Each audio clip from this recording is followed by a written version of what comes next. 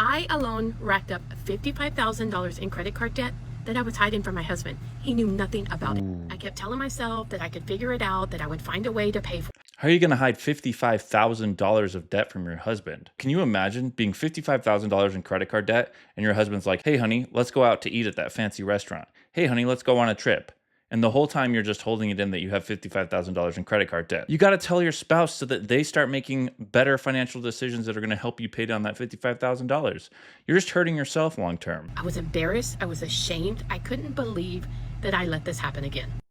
When I finally decided that something had to change, we needed to sit down, I needed to be open, I needed to be honest, I needed to be accountable, I was scared. I didn't know how he was going to react. He knew like about $1,000, but $55,000, you know? And let me tell you, once I was honest and open about it and we started this journey, it's totally changed everything.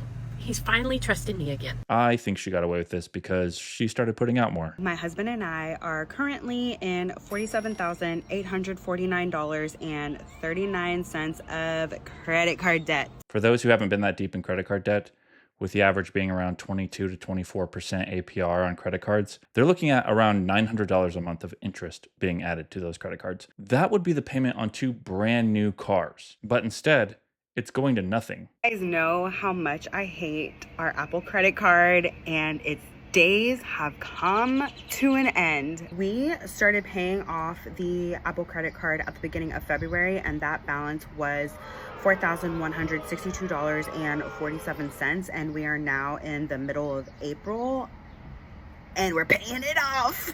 I'm so excited about that. I'm free. Dang it. So when I was 18, I got myself into credit card debt for the first time. I'll never forget, you know how they like send you cards in the mail? Well, I qualified for one and it was like a $500 limit. I had zero business getting a credit card. I had no clue how it worked. Shortly after getting said credit card, I unexpectedly found out I was pregnant. Naturally, I pretty much ate my emotion in food. Maxed out my credit card with $500 worth of McDonald's. Not my smartest move. However, I remember getting the bill and I would make the minimum payment. The minimum payment was like $31. And I was making that consistently for a couple months. But every time I'd get the statement, the amount increased. Obviously, little did I realize I accepted a credit card with an interest rate of 24%. We really need to make that illegal. Credit cards should not be more than 15% max. So the minimum payment was doing absolutely nothing. At the end, I think my $500 maximum, the amount I owed was like $709. And I just didn't understand. They don't teach this in school. Instead, they're teaching us like Algebra 2. I've never used Algebra 2 or Algebra 1 really since I graduated. I remember going to my parents and my dad was fuming mad. Fuming. He's like, Trinity, you realize you maxed out a credit card on large fries and hash browns from McDonald's? Like, yeah. Yep, I know. Not my smartest move, Dad, but what do I do? You know? He actually paid off my credit card. However, he's like, you're going to pay me back. He didn't charge me interest, but I had to pay him back. I can't remember if it was like $709 or $721. It was somewhere in there that I owed. And I had to pay him back. And that was like a real money management. I kind of really realized the value of $1 there. I worked at a daycare. I made barely $300 a week, if that. And I don't think I was very good at money. But honestly, that taught me such a valuable lesson. And ever since then, I have really tried to be very money conscious. I didn't understand interest rates and minimum payments and all of that. And when you have such a high interest rate on a credit card, if you're only making the minimum payment, it's very rare or it's going to take forever until you can actually pay off that credit card. And I don't know why they don't teach you that in school. Like, why are we teaching Algebra 2 and all of this other stuff that, like I said earlier, I've never used? And I think that so many kids nowadays have this instant gratification. They want, and they don't know how to differentiate between want and need. And they impulse buy. I do this too, but I think it would be awesome if like high schools really started teaching those skills to kids rather than, you know, some things that we don't use. We hear this phrase all the time that schools need to teach us how to balance a checkbook or explain how interest rates work on a credit card. But to me, it's just one video. Watch a video on YouTube. Got it.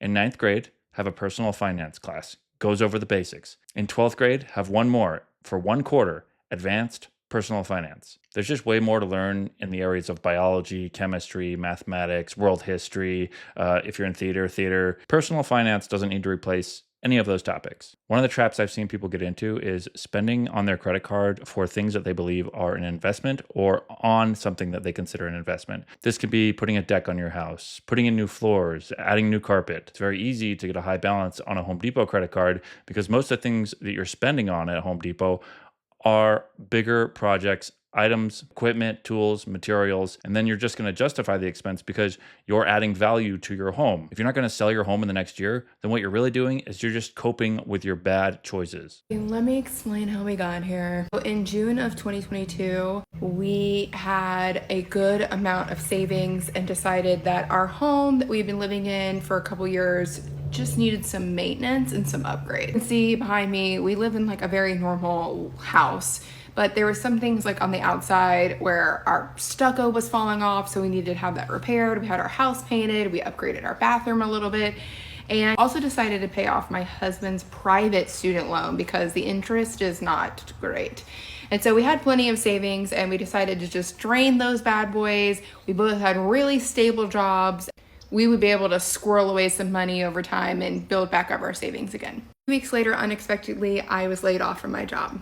And I'm the breadwinner of our household, so it did not go well.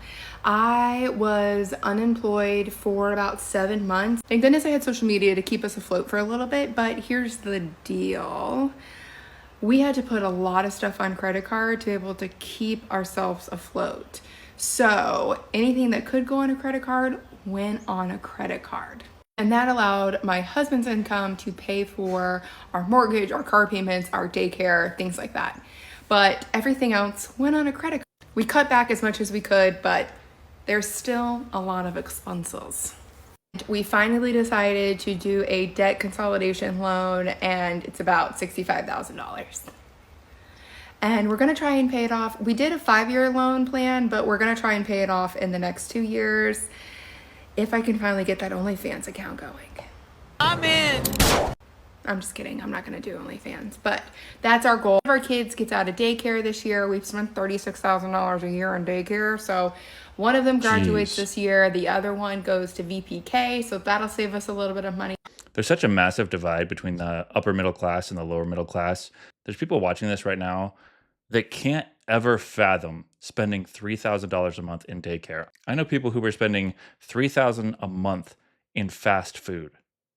Fast food, an additional $3,000 a month for a lot of people is a life changer. Our hopes are that we're able to put a lot of what we were already paying for daycare towards this loan and get it paid off sooner than planned. But your girl loves to shop, so I'm gonna have to do some shit to keep myself accountable to this. So I'm coming on the internet and telling you what my deepest, darkest secret. As of today, I am $8,107 in credit card debt. So my goal this week and also subsequent weeks is to really grind it out and get the shit paid off. Okay, yes, major props to anybody paying down their credit card debt. It can feel really overwhelming, but I also want to make sure you're not doing it wrong. Credit cards typically have very high interest rates, anywhere between 20 to 30% APR, meaning it's nearly impossible to out-hustle the amount of interest you have to pay. For example, say you have $6,455 in credit card debt like the average American. If your credit card had a 25% APR and you made the minimum monthly payment of $35 a month, in just 1 year's time, your debt balance would have jumped by nearly $1,500. So what should you do instead? Consider debt consolidation through a personal loan. How it works is you apply for a personal loan at a bank, they give you a lump sum of money at a lower interest rate than your credit card, usually 7 to 15%, and then you use that money to pay off your credit card debt while limiting any further credit card spending. You sure about that? You sure about that? Your thoughts on balance transfer credit cards. I have 3 credit card debts I'm paying off in baby step 2, and the interest rates are really high. Would it be wise to transfer it to a 0% interest rate card while I am paying them off? No, I'm not a fan of these balance transfer cards, and one of many reasons is that it doesn't solve the root problem, you going into debt. Another reason is the 3 to 5% they charge you just to do this, which means if you transfer 10 grand, you're paying an extra $500 for the pleasure of continuing to be in debt with this 0% offer that will soon run out while you're still in debt. Well, and then we're back to square one. If you're going to balance transfer for someone you know, let's say you have a 0% interest credit card, or you can open one up. Part of the deal has to be that if they're going to transfer money onto a card that your name is on, they have to close the other credit card account. Okay, I am asking this question. 100% judgment free. Okay, this is a judgment free question. I am just genuinely curious, and I think this is an interesting topic of discussion. Okay, if you are between the ages of 20 and 40, and you are in a significant amount of consumer debt, what are the things or the thing that got you into that position? And not to sound like Dave Ramsey, but we're not going to count the house. Okay, the house doesn't count. If you are in a significant amount of consumer debt, what caused that? Even more interesting, if you are single and do not have children and you are in a large amount of consumer debt, why are you in a large amount of consumer debt? Judgment free. Listen, I cannot guarantee that the comment section on this will remain a safe space, but just know I'm asking genuinely because like our country is in a debt crisis and I want to understand how we got here because I just cannot believe that it's frankly because everybody's living outside of their means. You want answers? I think I'm entitled. You want answers? I want the truth. The reason things are expensive is because we have access to credit. The reason college is expensive is because we have student loans. The reason houses are so expensive is because we have mortgages. The reason an iPhone is $2,000 is because it's on a monthly payment plan. If you have the money to spend, the price on things is going to go up. Gen Z cannot afford homes because they are competing with millennials, Gen X, and boomers who had access to an insane amount of credit. You can't handle the truth.